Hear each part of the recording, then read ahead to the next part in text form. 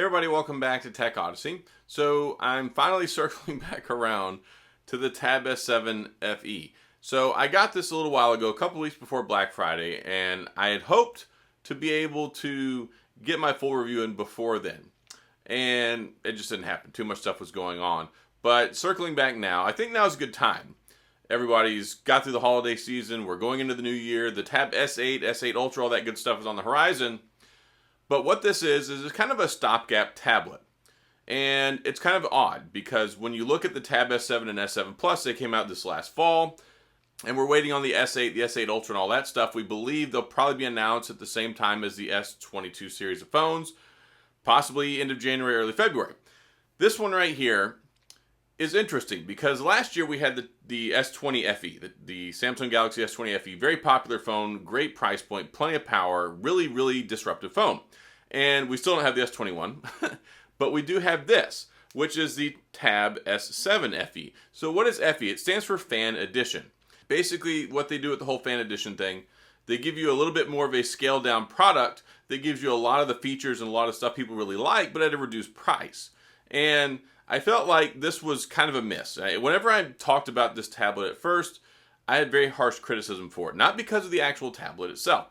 It is a gorgeous screen. It looks nice. It really does everything you need to do. What they did is they went after the Tab S7 Plus and they said, okay, let's use the same chassis, the same design, and we're going to make something a little bit cheaper. And indeed, it is cheaper than the Tab S7 Plus. But the reductions in a lot of areas and still maintaining the higher price point, I wasn't crazy about because it came out a year after the other tablets, which you could find significantly reduced a lot of times on sales. So from a philosophical perspective, I didn't like that. I also didn't like that they launched the 5G version first and they sold it with the Snapdragon 750G, which is a very good chipset. You can do just about anything you want with a Fan Edition tablet with the 750G.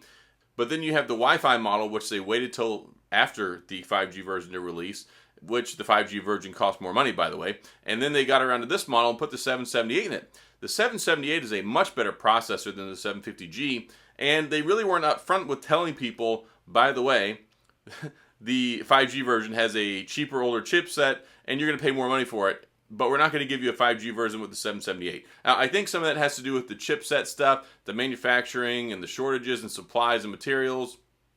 That probably has something to do with it. But this is actually a really good tablet. The only reason I didn't care for it was because of the whole pricing and this whole thing with the processors. It really irked me a lot because you could go out and you could get a Tab S7 or an S7 Plus for not much more money. And when you have the Tab S7 FE, you have the S20 FE, it's supposed to be cheaper. It's supposed to give you a lot of what you would normally get with the other, but cheaper. And I felt like this was a little bit of a departure from that. When you look at the S20 FE last year, it still had the Snapdragon 860 in it, whereas the 865 Plus was in the other flagship phones. So it was still a very top-of-the-line chipset, and then this one dropped down to a 750G and then a 778. They're kind of giving you, I don't feel like it's quite up to the task of being a Fan Edition tablet, but anyway, is it a good tablet? Yes, it's a very good tablet. It's a gorgeous tablet. The screen is better than I thought. The performance, if you get the Wi-Fi model with the 778, is top-notch. Now, the 750G, it's still a very good chipset. It's just, I really feel like they've done a disservice not having the same uniform chipset across the board, and they really don't make that very plain or evident to people. So, yes, the 750G with the 5G is fine. It should have been the 778 though, right? Anyway, so the 778 is top-notch for it's better than a mid-tier processor. I think it's not quite flagship level, but when you look at what they bring to the market and the table with these high Series 7 Snapdragons, they're very on par with what you would even get from maybe like an 855 Plus this last go around, but with better efficiency. You got more power, better efficiency, a lot of different things. So it's not like before where it's like, okay, the flagship phones have a Snapdragon 8 series, and then the tablets are like mid-tier technology with a 6 series Snapdragon. It just didn't work out very well. That's why for so long, Android tablets were kind of ridiculed when you look at them compared to an iPad, because the iPads were so much more powerful, so much more streamlined, so much more better in so many ways performance-wise.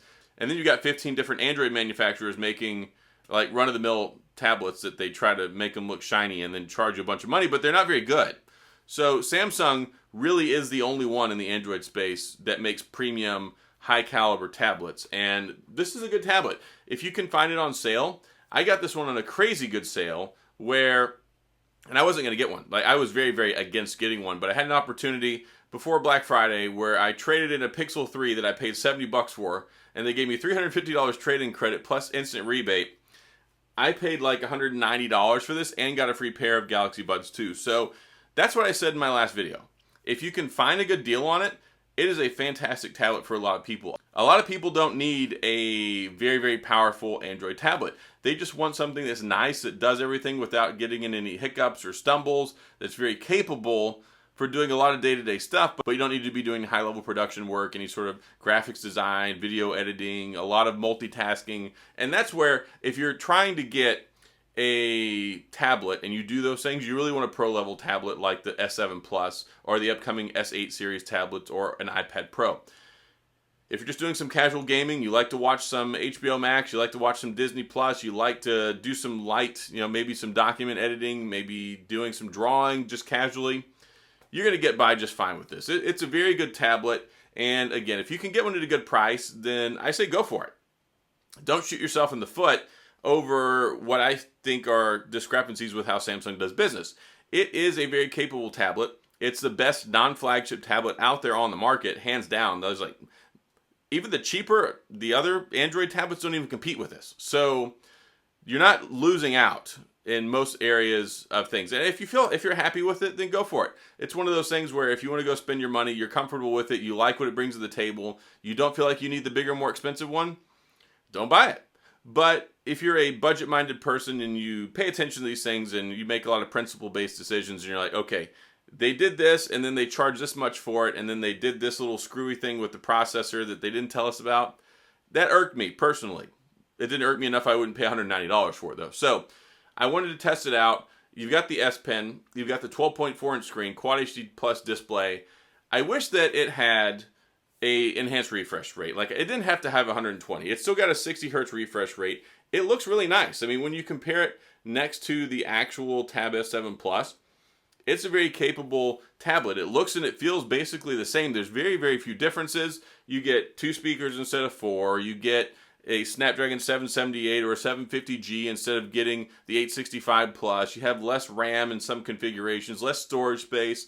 But as far as day-to-day usage and capabilities, doing some Zoom calls, doing some Duo stuff, doing some schoolwork, doing some online work, this is perfect for teenagers. It's perfect for just casual usage for regular adults. You can even get it for your kid if they're, on the advanced side and want to do a lot more stuff than just watch, like Nickelodeon and Disney kid stuff, You can do stuff with it, and I love that it comes with a stylus. That helps out a lot, because when you look at the other side of the argument, which is the iPad, well, it doesn't come with an Apple Pencil, and then you got to pay $100 for it. So I also like the implementation of the S Pen better on a Samsung tablet as I do the iPad. On here, you can do everything with it. You can swipe up to go back to go to your menu. You can swipe up to go to the home screen. The Apple Pencil on an iPad is very limited. There's a lot of stuff you can't do with it, and most of it is interface related. You can't swipe up, you can't swipe back, you can't just start drawing on the keyboard or anything like that. For your glide typing, you have to pull up the little pop-out floating keyboard. I hate using an Apple Pencil for anything on an iPad other than the actual art and act of drawing or something like that. If you're trying to navigate stuff, it's basically useless, and I don't understand why they don't incorporate that more into the user interface. It's really, I think it's kind of dumb, really. So when you look at this, if you find it on sale, if you want to get one, if you don't want to spend the extra money, if you don't think that you want or need a year-old tablet that's running a Snapdragon 865 Plus, and you just want something that's very capable, a big screen, you can do some medium gaming on here. You can't do heavy gaming, but it's better than light.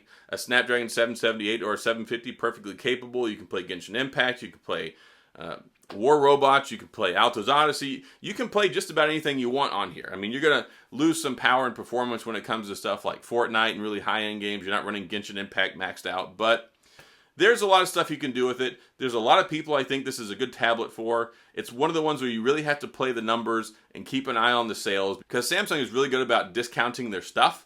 And I didn't even know how they make money sometimes. Sometimes they're like, here, if you buy this, yes, normally it's $700, but we're going to give it to you basically for free, and we're going to give you this cartload of stuff too to go with it. So keep your eye out, especially as we go into the new 2022, as we get ready for the new tablets, the Tab S8, the Tab S8 Plus and Ultra to come out. There's probably going to be some more sales on the S7 FE. There will be more sales on the S7, the S7 Plus.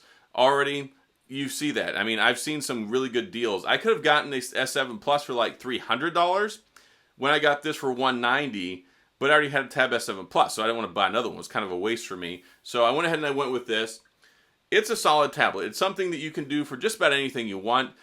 Again, what I really would caution you, if you're doing a lot of high-level work, if you're doing a lot of multitasking, a lot of Microsoft Office related work, working with spreadsheets, PDFs, if you're doing any sort of intensive stuff, graphics design, drawing, video editing, get the 7 or the 7 Plus. Don't buy this one, especially when the prices are not that big of a difference. I know elsewhere, and this was enlightening for me, I've had some people from other countries tell me that the S7 FE is actually way more affordable.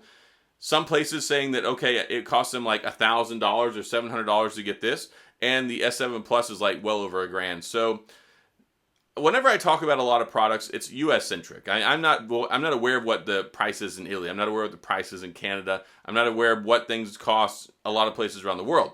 Here in the US, I'm very versed in this stuff, and this is what I'm familiar with. This is what I talk about. So if you guys are somewhere else and you're like, hey, that doesn't line up with us, this is why here this costs $600, but the other one costs $1,000. I appreciate the feedback to let me know, so then I can tell people here, because for international audiences, yeah, the 7 FE might be a way better deal than the S7 Plus, and I wouldn't want to steer you wrong in that in that regard. So if it's much cheaper in your market, go for it. And if you're here in the States and you can get a better deal or a similar deal on the S7 Plus, I always kind of lend myself towards, if the bigger one is, the more powerful one's only a little bit more, why not get it? So then you can have it and you can have the power and the longevity longer. But if you're very budget conscious, if you can find some good deals, this right here is gonna work well for you. And then of course you got the S Pen, which is a delight. I really enjoy using the S Pen. The only qualms I have with it doesn't really have replaceable tips. It doesn't come with them. What you see is what you get. And I'm not the biggest fan of the little plastic tips on here. I think they call them nibs. You know, over time they'll leave like this little waxy kind of trail on here whenever you draw on the screen. Let me see if I can replicate it. As it starts to wear down, it'll start to leave like these little lines on there. My S7 Plus does it pretty good. But I have enjoyed the tablet. It does everything that I need it to do. And I do a lot of stuff on here. I don't really do video editing on my tablet. I've done it on my phone in the past and used the 865 Plus. Yeah, if you're going to do pro level stuff, get an S7 Plus, wait for the Ultra, wait for the Pro with a new S8 series, get an iPad Pro. But mid-tier, casual everyday use, get a good deal on it. This right here, great tablet for you. And I think it's solid. 10,000 milliamp battery, and it's also got everything else you could ask, except for IP68 dust and water resistance. I wish it had that, because, you know, then my son wouldn't have put it like his S7. It wouldn't have got put in the wash and died because it has no water resistance. Of course, that probably wouldn't have held up anyway. But that's, you know, neither here nor there. Just don't let your kids put them in the washing machine, right? So anyway, that's all I got here on my follow-up, my discussion on looking at the Tab S7 FE. Been out for a little while now. I think it's really good. It's just, you know, I had those headaches and those hang-ups over the way Samsung did business and the pricing model. But again, when you get something on a good sale, are you really gonna get caught up on principle over a $300 or $400 difference?